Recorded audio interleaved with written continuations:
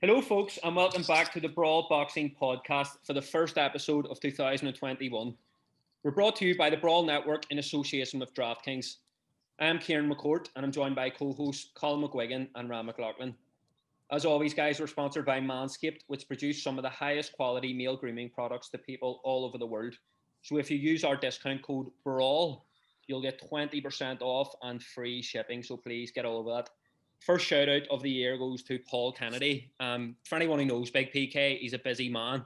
Between being a boyfriend to Siobhan, a father to Rainick, and a full-time support worker to Niall Devlin, he's got his work cut out for him. So I don't know how he makes time for the podcast, but he somehow does. Thanks a million for the support, PK. Thanks for that, McCourt. So we hope everyone had a great Christmas and a really good New Year, and we're back to 2021 with a big bang. So we're really happy today to bring on Shakur Stevenson. Shakur, how are you doing, mate? I'm good. Shakur, before we start, I hope you're able to understand us okay, but if you can't, then you're a bit fucked if you have to fake Carl Frampton and have to do a press conference with him. That's fine with me. Just let us know at any point if you can't understand us or we're speaking too quick. Yeah, I got you. Shakur, you're tipped to become the future pound-for-pound star of boxing. Just wanted to know, I suppose everybody does as well in Ireland, how did you first get into boxing? Was it from the streets in New York, or did you find a local gym, or? Nah, I was like 5 years old, and my grandfather, he was a boxing coach, and he played like minor baseball, like in a little baseball rec league type shit. And I went to one of his baseball games. And he also brought like some of his boxers that was like older than me. And he introduced me to his boxers. I met them. I'm like, shit, that sounds like cool as hell that they boxers. So the next day I asked him, can you take me to a boxing gym? Next day he took me to a boxing gym. I walked inside. I seen like people sparring. I seen like people punching the bag. Like, I told my granddad, like, I want to get in the ring. and he looked at me and started laughing, like, we're not going to let you get in the ring yet. So eventually I started coming every day. And as I got probably 7, 6, he started letting me like get in the ring with other little kids. So Shakur, what was it like in there growing up there? Because so I have family that live down the Palisades a bit. So they're in Rockland County. It's close enough. And I've been to New Jersey a couple of times at MetLife Stadium and stuff. What's it like in Newark growing up there? Was it tough? I mean, no, the trenches. Like where I'm from, it's trenches. It's like bad. It was tough growing up. My mother got 9 kids. I'm the oldest, so I had to like lead by example. And like I said, it was, you feel me?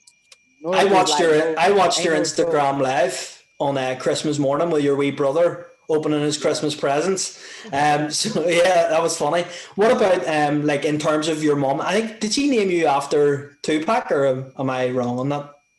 Nah, you're right. My mother, she a big fan of Tupac, and that's one of her favorite artists. So I guess me being her first son, she gave no me East Coast West Coast rivalry there then.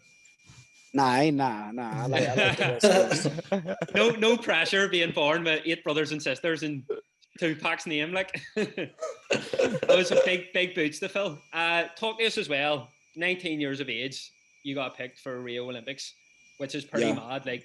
Still a young kid. Most people are still at school. What was that experience like for you?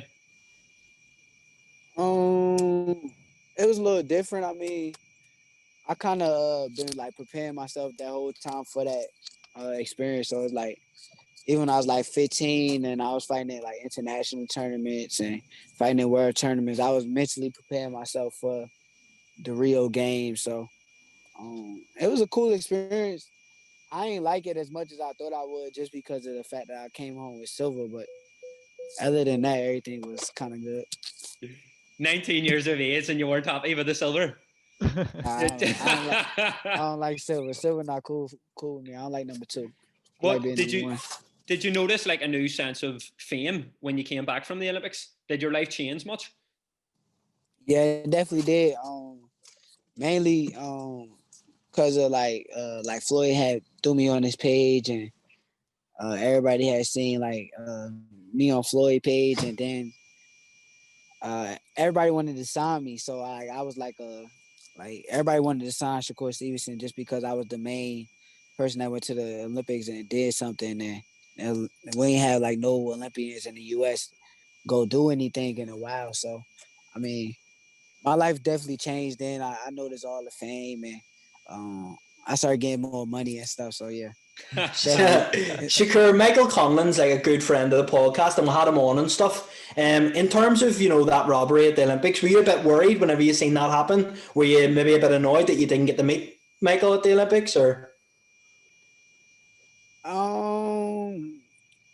Yeah, it really didn't matter to me. I wasn't looking forward to like Mick Conlon. Mick Conlon wasn't really like my focus. Like I knew of the Cuban I was fighting. And I knew like the Cuban, and I knew he won a gold medal. He beat Mick Conlon in the last Olympics. So I wasn't really looking at Mick Conlon like it was like he was anybody. I was just looking like he was gonna be another dude in a way. I was really focused on the Cuban because the Cuban was the gold medalist. So I'm like, shit, I can't wait to fight the Cuban. Like, I know it's gonna be me and the Cuban in the final. I would when I go to tournaments like that as a kid, I ain't used to look at really who was in front of me, which like is not really it's really a bad thing to do. But like my mental is like a little bit different. Like I kind of was looking at who I'm going to fight in the finals. Like I know I'm going to get to the finals, so I was mainly focusing on me and that Cuban. Like I knew it's going to be me and Cuban in the finals one way or another. What made you actually decide to go to Top Rank then over the likes of Floyd and I'm sure Golden Boy? I'm sure every organization, every promotion in the world were after you. I think Top Rank is just the best at building superstars. I think like how you just named Golden Boy and Floyd. Top Rank started both of them off, and in the beginning of their careers, that's where they went to. They went to Top Rank, and Top Rank put the right people in front of you. They put the right fights in front of you. They don't give you no cakewalks. Like other promoters, they might give you a cakewalk, then jump into a big fight. Top Rank is like, oh no, we're gonna make you fight, and then put you in a big fight. Like we're not just gonna give you like cakewalk. So I think that was really like part of the main reason. Like they building program, they building process, made a lot more sense for me. And I wasn't just thinking about the money, because if I was thinking about the money, if I'm being real with y'all, Rock Nation offered me a lot more than what Top Rank offered me, but it wasn't about the money. It was more about me, my boxing, and me being one of the best boxer there is. So I wanted to develop the right way and become a superstar how I want to become a superstar. So I think that the main thing with Top Rank was they building program. I think they got a great building program. Did Eddie Hearn ever slip in the DMs? Hey man, I'm gonna tell you the truth, man. I don't know if it was before the zone fight, but Eddie Hearn kind of lowballed me, man. He ain't give me like the money was real low. Like I wasn't really that good or something. So I seen you and him having a back and forth on Twitter last year, was it? Yeah. About the Joss Warrington, yeah, he loves a bit of controversy. He loves that, doesn't he? But he's obviously one of the biggest promoters, obviously in the UK as well. And Bob Arum, obviously, he's brought the likes of he's had fights with like Muhammad Ali and all. So I'm sure that must have been pretty surreal. But for you wanting to be a pound for pound star and you thinking you're going to be that there in the future, that must have been a real catch for Top Rank as well. Yeah, for sure. Top Rank, they got like they got a great program. Like they got the great fight. They got the fighters. They got they don't mind making fights with other companies. That's what you also see like with Top Rank too. Like you see Jose and Maurice Hooker fight. So you know they could do business with Eddie Hearn. You see Wilder and Fury fight, so you know they could do business with Al Heyman. So I don't think that they're gonna be a problem in any situations when it comes to why fighters don't fight each other. So tell me this: we've asked a lot of fighters who were great amateurs about making the move into the pro ranks and like the transition. A lot of them even said that they found the amateurs almost harder because of the high pace and stuff. How did you find the transition? Man, they lying. Tell them stop lying. Them people is lying. I think that the professional boxing and amateur boxing is like two different ball games.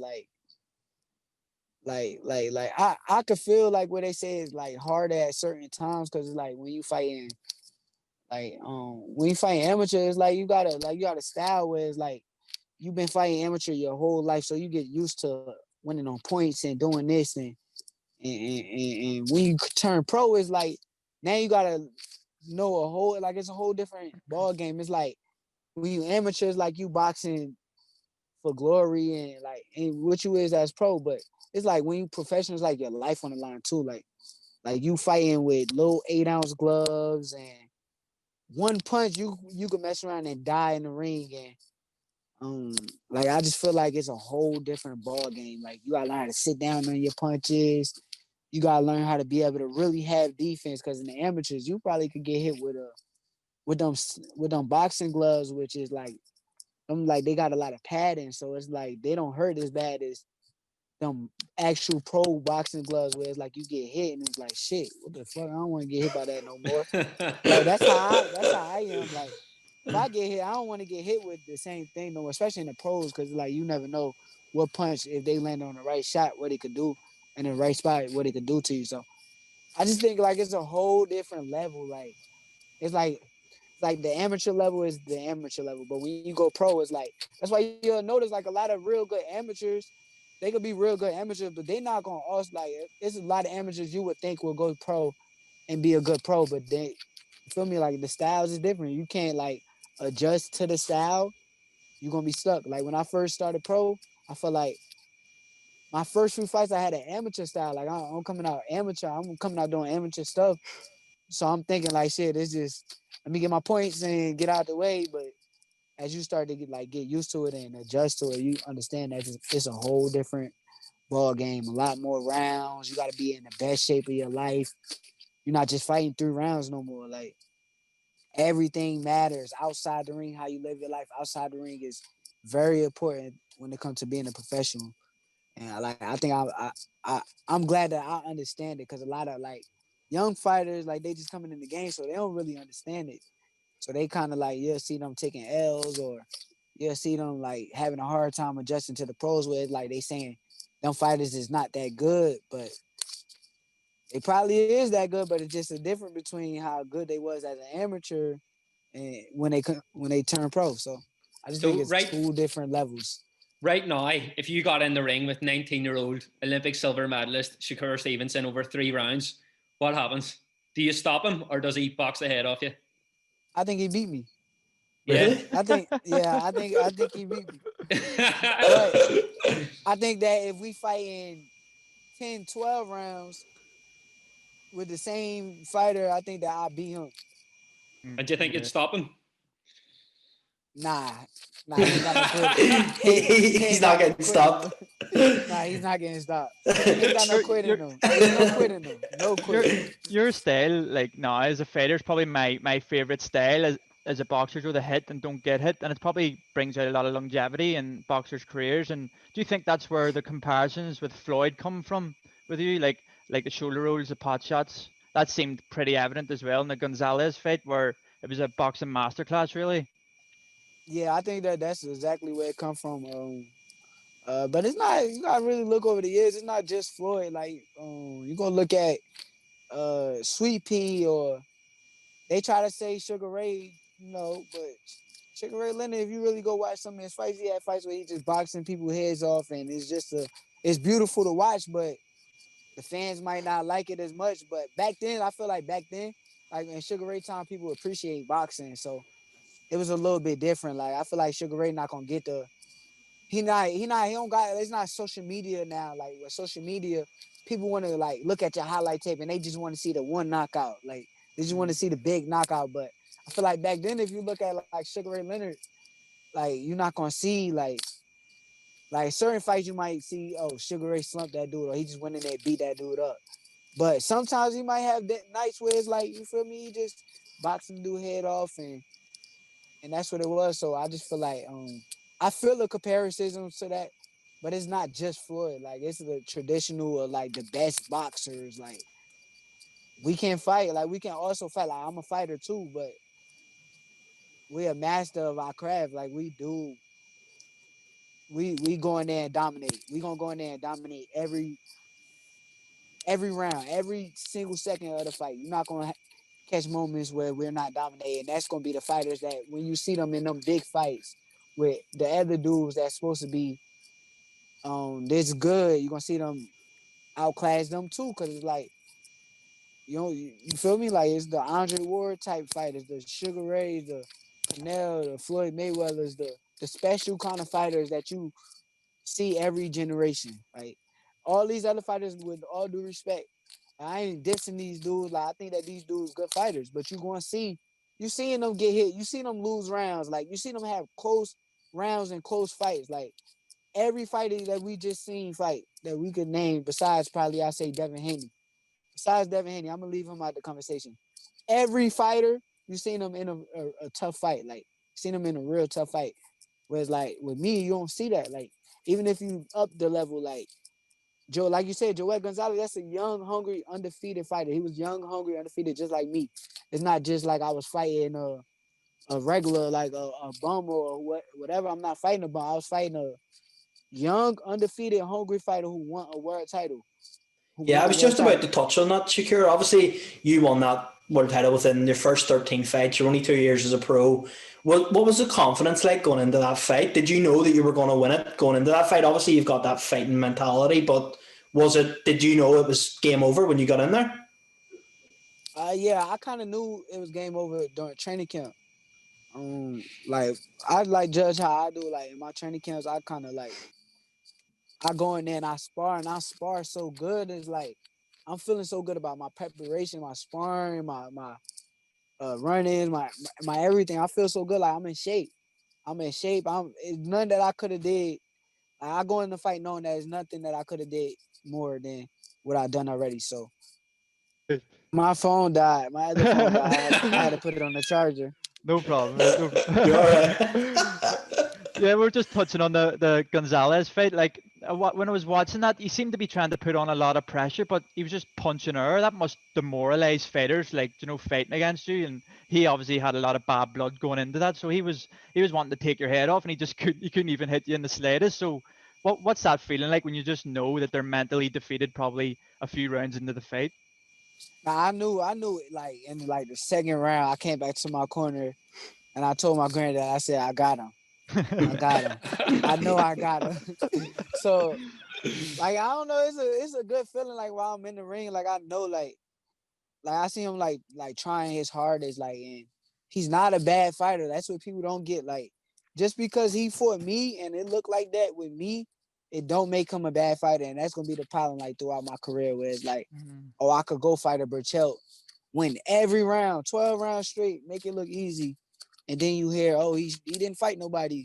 And it's like, damn, like, what y'all mean? Like, before y'all saying, oh, fight this dude, and like, and that's how, like, I feel like when my career is going, I'm gonna have a little problem, because it's like, I'm a pure boxer. Like, it's like when people say about you want to fight, or people want you to fight Lomachenko, it's like, if you go and beat him, it's like, yeah, but he's already been beat by Teofimo. He been beat by Teofimo. Like, I feel like I'm in a lose-lose situation. Like, I got the kind of skills. Like, you don't see me in like tough fights. Like, people, like, fans want to see, like, they want to see you in like a fight, like where you're getting hit back. Yeah. Where you want to get, like, but I feel like the level that I'm at is like, I'm so good, like, it's hard to see me getting in a fight where I'm gonna be getting hit back. Like, it's like that. That's just what it is. The Roy Jones. What's the Roy Jones quote? He's like, "It's not that I don't fight nobody. I just make him look like nobody." Yeah. Like, yeah. You're putting on master classes every fight, yeah. And then people are always gonna have something to say about it. Yeah. But if I'm in there hitting, and then somebody else run a combination off on me, and then I run a combination off back, and that's what it's going to get, like, the fans excited, but that's just not going to happen. Shakur, have you been sparring with Llama Taco before? Yeah, I sparred him. Yeah, what was he like to be in with? See, I don't like to speak on sparring too much, but Yeah. I like that smile, What Shakur. what I will say that something that was kind of exposed in the Teofimo fight that I kind of knew already. Lomachenko is a fighter. He don't like it like when you go downstairs. Like when you go like to his body, it's like he's like how Kovalev was like when he fought Dre. Like if you go downstairs, they kind of like break down. And I feel like when Teofimo was going downstairs on him, all he was doing was backing up and like he didn't want to engage. I guess like the body shots was kind of like putting, I guess, making him be a little bit afraid or whatever. But I sparring, it was good work. Yeah, I know you've got your eye on a certain fight next month. Maybe hasn't been announced yet, but Jamal Hearn versus Carl Frampton. That's obviously Belfast very own, where we're all from, and he's probably Ireland's greatest boxer for us. Is that a fight you're wanting next? Yeah, for sure. That's the fight that we going at the depending on who win, and hopefully it's next month, so we could get that done quick in April, or if they gonna just give me the belt or whatever they want to do, it's fine with me. Like, What's your prediction for that, Shakur? I got Jamal winning. Yeah. I like Frampton. Like, don't get me wrong, I think Frampton a good fighter. I just think he's too small. Like, he's real little for 130. Like, he's tiny, like short. Like, and Jamal is like shit. So I think he's too little. Would you prefer it if Frampton won though? Because you probably know Jamal, do you? Yeah, I want Jamal to win, like, but I would prefer to fight Frampton. Yeah, it's a big fan base that would it would sell stadiums out, especially in the UK. I'll come out there. Yeah, come to Belfast, Shakur. You come to Belfast, we get you to Devon, Shakur. You'll be loving it. If Frampton win, I'm saying this on record. I swear to God on my life, I will come to Ireland and fight Frampton. It's his belt. That's the clip we're sending out. That's the clip. I swear to God on my life. Shakur, if it was Jamal, would you fight him in the garden? Is that the dream? We'll fight anywhere. No, it's happening in Belfast. He's already said it.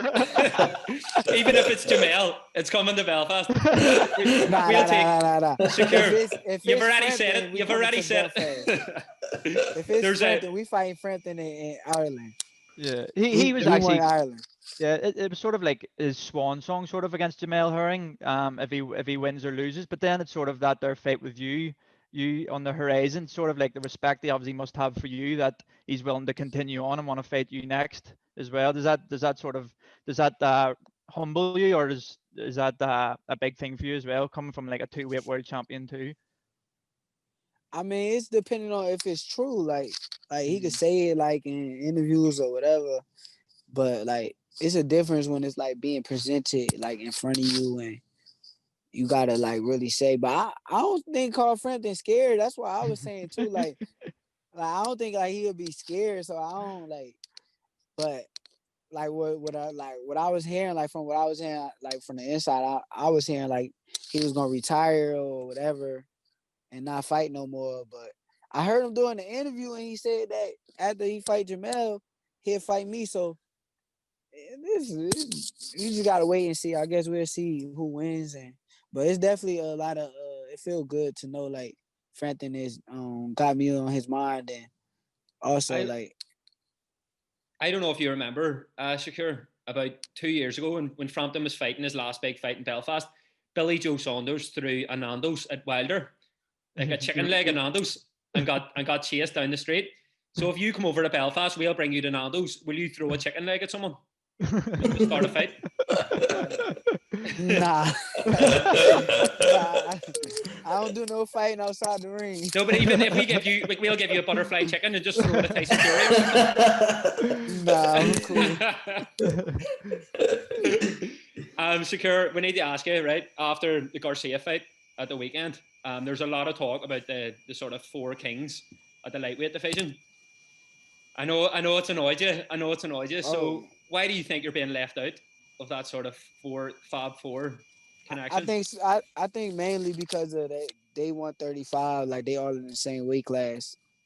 So I think mainly it's because of that. But my thing is too, like when they speaking of four kings, like we really do your research.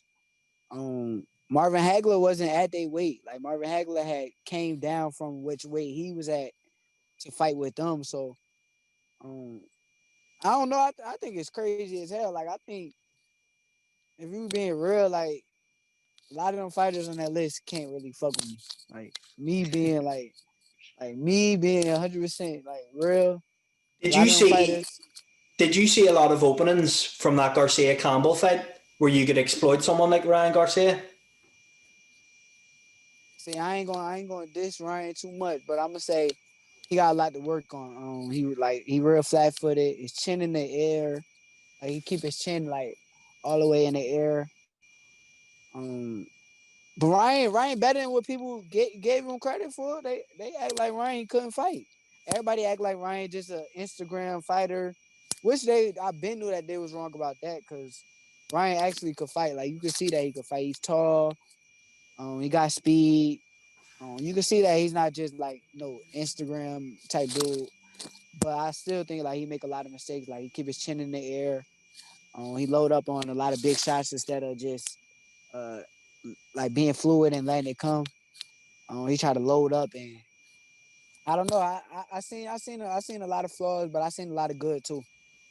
Yeah, they say a lot about the four kings, but like Teofimo and Devin Haney, I could see them as probably moving up a weight before you even go up there after maybe your next title fight. So it's probably more like Ryan Garcia and Tank. Really, would it be you're setting your eyes on? Yeah, most definitely.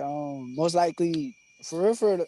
If I'm being 100% real, I think me and Tank gonna be the biggest That'd fight. be Like I massive. feel like Yeah. Tank, he's a real good offensive fighter. He puts on he got power, he got speed. He real good offensive, like real good offensive. So, I'm sweet on defense. Like I got a crazy defense, where it's hard to like get anything through. It'll be interesting to see like a fight where like me and Tank fight. So I think that we're gonna be like a big fight whenever it happens. How does it feel for you thinking about them like super fights in the future, like knowing on that specific day or that week you'll be one of the most talked about people sort of in the world? Does that excite you or does it make you nervous at all? It make me actually it excite me more than anything because I know that it's really just because of like the talks like right now. Like if you really like go on like the social media and like read like comments or like what's being said, like you'll see like a lot of people saying stuff that just so much false stuff. Like, oh, this person is, this person is, this person is, and it is gonna feel so good to like shut everybody up whenever it do happen. See, since Floyd's retired, America sort of seemed to be missing that sort of king. Do you know what I mean? And it's always been like sort of Canelo more than Mexican audience. So it's sort of probably natural for you to sort of step into them shoes really, and that's probably where a lot of them obviously comparisons come from also. Yeah, most definitely. Even Canelo, like that's one of my favorite boxers in boxing right now. Like Canelo is a Yeah, bad motherfucker. So I think incredible. that like with like Canelo, like some of the stuff he do, like I ain't gonna say we do like the same thing, but it's like similar. Like his boxing skills, like Canelo's going in there, he's hitting without getting hit.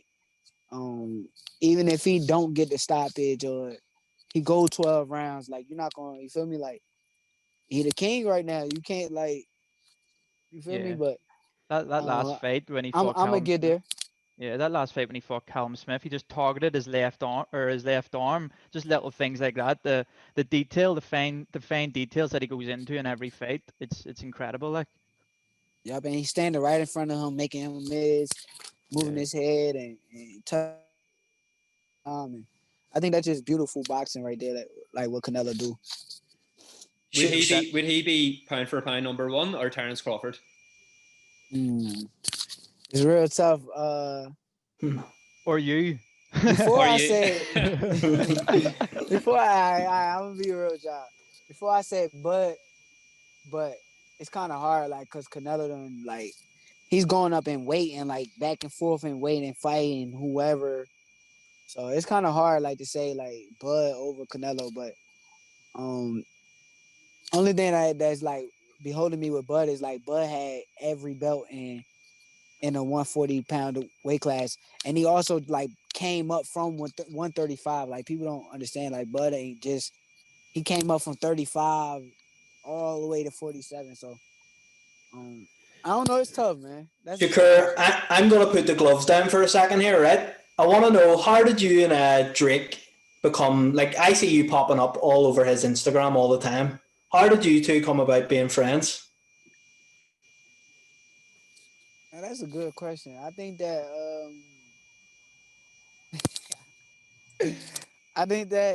You'll be in his I was next like- music video.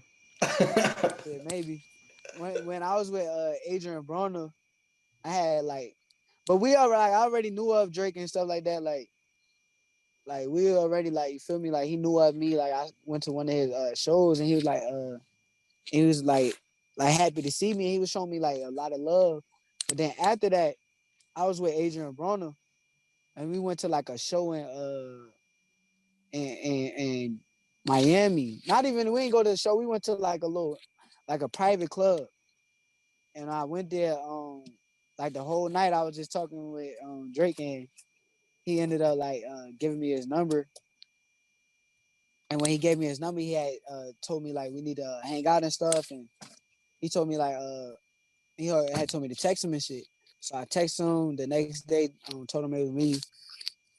Then I think like after one of my fights, like I'm just joking with him, like you gotta like sign me to OVO. But I'm joking, like I'm just like playing around with him. Like I had sent him a video of my fight, and I said you gotta sign me to OVO. And he had sent something back like it's getting done right now. But I'm thinking like he joking, like I'm thinking he playing around, like it's a joke. All I know is like my manager called me like yo, Drake wanna such and such and such. I'm like, damn, I was just joking. Who's a better Call of Duty player? You're Drake, and I know you're on the Warzone. Nah, I'm nice on Warzone. Oh, yeah. We've got to get a quad going. We need to get a quad. What's your loadout? Hey, see, I'm about to start playing with the DMR because it's kind of cheating, like DMR and the Mac 10. But make sure there's no any boxer. I'm better than every boxer in boxing or Call of Duty. There's not a boxer in boxing that's better than me in Call of Duty. Shakur, we'll get a quad set up tonight, right? We'll play Call of Duty with you, and we'll show you how we do it over here. I'm basically a pro, like. Oh, you're good. I played with Michael Conlon earlier, and he had 1 kill, and I had 11. You know what I mean? So it's like, there's a carry job, and there's that. Tell him to play with me. Tell let's all play together. Me, you, Conlon. I'll get it organized. I have more kills. I bet you I have more kills than Michael Conlon. I'll have to sort of keep a distance between you two. I don't want you two going at it live on Call of Duty. No. I'm only joking. I'm cool with him. Me and him be talking. We cool. Yeah, he said hi. I told him I was coming off the interview. He said hello. He said he was asking for you. So yeah. Could we get maybe we could get like a pay-per-view Twitch set up? You versus Conlon. The best of 3 games, because we didn't get it in the Olympics. We've wanted it from the Olympics, so let's do it. I bet you I have more kills than him.